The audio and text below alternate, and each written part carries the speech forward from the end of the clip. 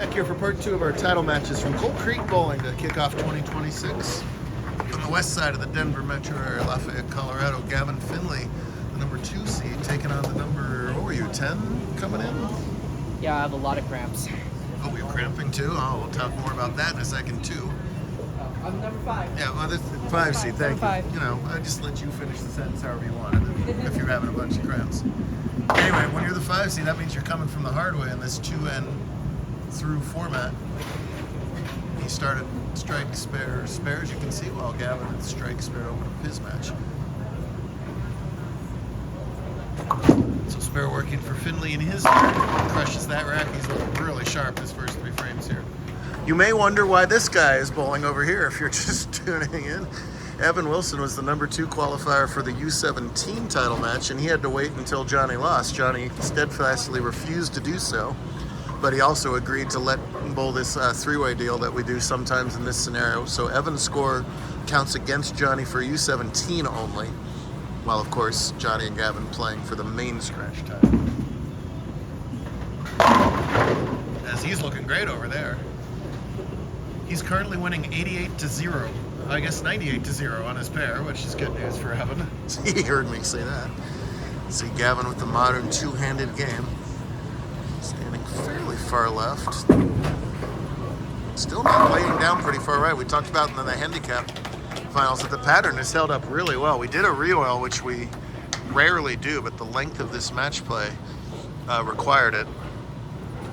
And this is deep into match play, and the pattern's still holding up really well. Beaten path, by the way, if I didn't say that. We started out with higher seeded bowlers only needing to win twice, and lower seeded bowlers needing to win 3 times. That was great for Johnny as the 5 seed early on, but once you got down to the top 4 seeds, or even the top 8 seeds, that left Johnny having to be the bowler winning more matches. Able to do so, including a semifinal sweep of top seed Dimitri Richardson. Johnny does backup balls at the right side corner pins and has it no problem.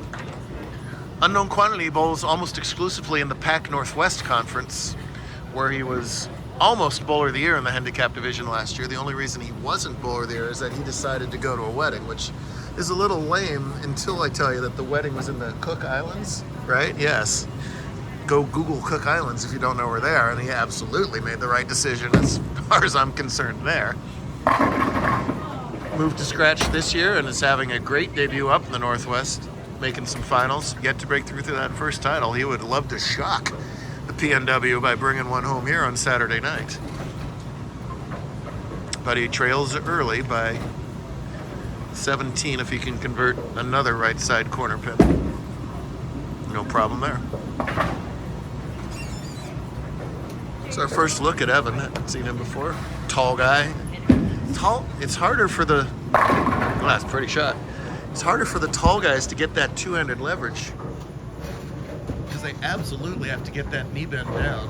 And he's been over there stretching out quite a bit, waiting for this match. It's literally been hours since he's bowled a competitive game.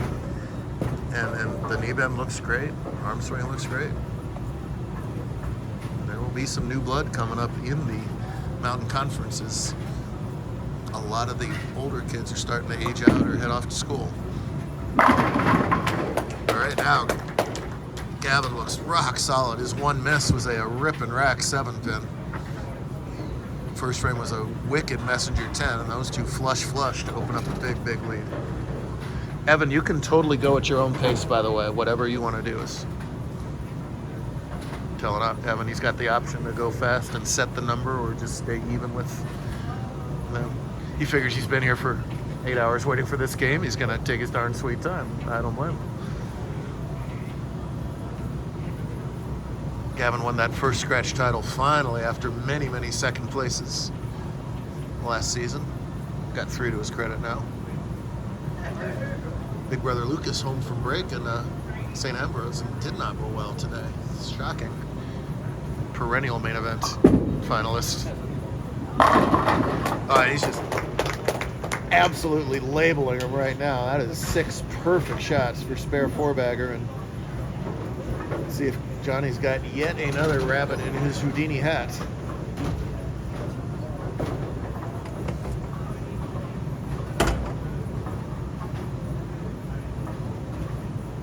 Still throwing urethane. Checks just a pinch early and trouble. Clean up to this point will have to be perfect to remain clean. So I assume he'll do a backup ball at this as well. Looks like he will.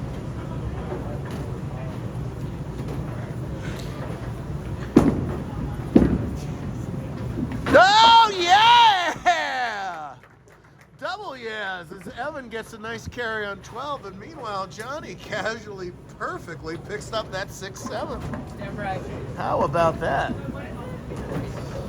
Evan got 14 pins on that shot at carry solo. Look at that. Oh, wait a second. We'll never again speak of what spare he just converted. The 7-6, exactly right.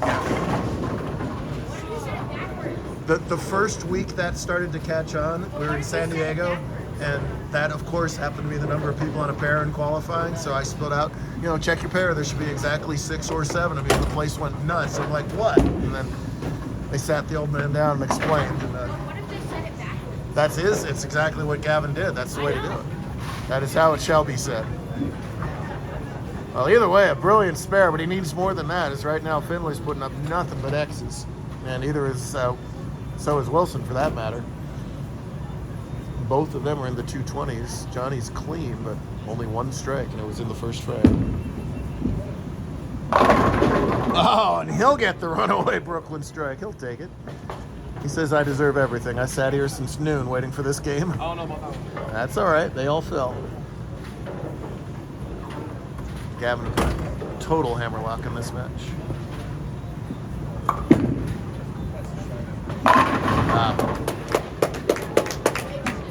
Just completely perfect at the foul line. You hear that pop, the fingers going out there. He just stand up and looked at it. Even Johnny said that's a strike. He knew it, Gavin knew it, I knew it. Finley in cruise control right now. But I like the new kind.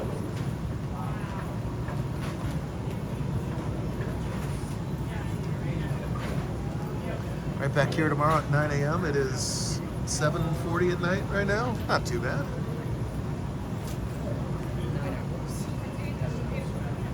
Is it 7:40? Oh, now I see I see a phantom little hand there. 8 o'clock still. That's about how we timed it out for today. We knew this would be a long one.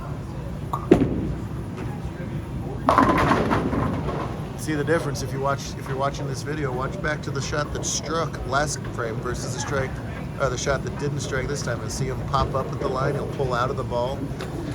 That automatically means it's going to miss just a little bit left. Not much, but just enough to leave that 4-pin and end his string at 5 in a row. Give the faintest inkling of hope to Caldera. The best Johnny can do is 220 still, which would give him hope. Not to mention, he's back there cramping. His mom's trying to rub out those shoulder cramps as much as possible. It's been a long day for those involved. We've seen lots of people over the years cramp, especially in our longer formats. It's cold out today, but it still doesn't matter. Sometimes the body says enough. Wilson trying to say more. He's walking it out. He knows it. I'm gonna high-five the pole for the tall kid. Just running quickly out of frames here. I wonder what the lowest clean game we've ever had in a title match is. I've shot in the lower 180s clean. Well, he's gonna use the whole lane for that one, and it still gets over there. He uses the whole lane, he hits the ball return. He's just trying to remain upright for these last 2 frames, I believe. This is what's going on here. Down to a 2:08 max. That's not likely to be enough, but still, one heck of a performance. He's got all of Colorado swiveling their heads saying, who is this guy? I couldn't agree more. Well, Evan's going to make his weight worthwhile, get the first of 3 U17 wins. He needs to get into the U17 finals. Just one win is a couple more participation trophies is usually enough to get into the U17 invite. Is that right? You don't have a clean game yet today? You could have one of the lower clean games in quite a while. As Wilson just in dead stroke all of a sudden. He had that one runaway Brooklyn. Everything else has looked fantastic. This plays a fickle beast. Same idea. I see him shake his own head there. The mechanic's not as good. When the feet get fast, the timing gets early. You have to pop out of it, or else you go halfway down the lane. Small errors, though, for simply a show-off scoreboard time.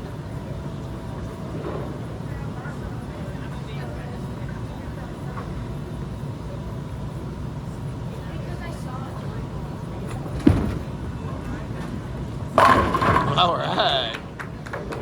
Evan Wilson.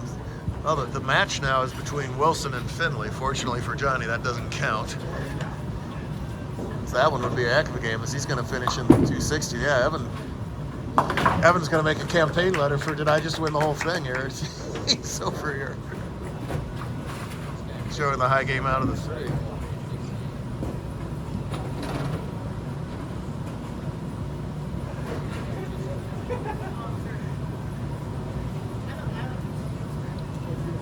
Kind of nice feeling when I don't have any football to worry about this weekend because my beloved Bucks stink and the Seahawks are so good they get a week off. You know, best of both worlds there.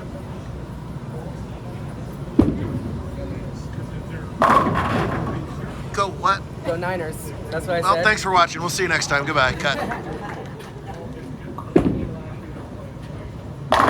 Oh, man. Back to perfect, but fortunately for Gavin, that one didn't matter at all. So he'll pull an outstanding 230 game, but also an outstanding 267 game out of it. Well, when you're your U17 team. The backup strike ball. These kids and their Gumby wrists, I do not understand how they do any of this stuff.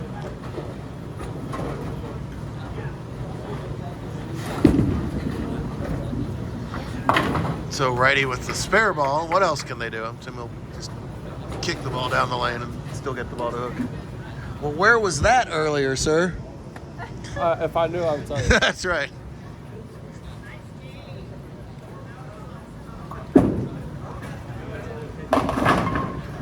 Time for the big split there. 235 is the actual number for the now four-time JBT champion. Yes, sir. Maybe he'll get a new Facebook picture with him not pouting. Will you not pout? You get a new Facebook picture now? Yeah. Pouting at the Bowler of the Year award? I'll put my team down. There you go. All right, JBT Bowlers and Parents.